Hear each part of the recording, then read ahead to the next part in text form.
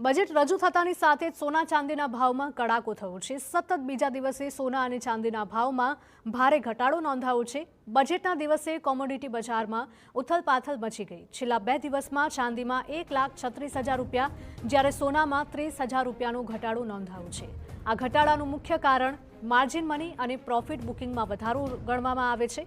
વાયદા બજારમાં અંધાધૂંધીથી ભાવ રેકોર્ડ સ્તરથી ઘણા નીચે પહોંચી ગયા છે।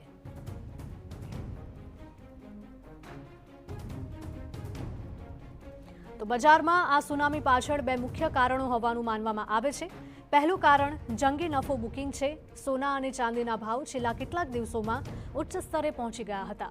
પરિણામે નીચા સ્તરે ખરીદી કરનારા રોકાણકારોએ નફો મેળવવા માટે તેમના હોલ્ડિંગ્સ વેચવાનું શરૂ કર્યું।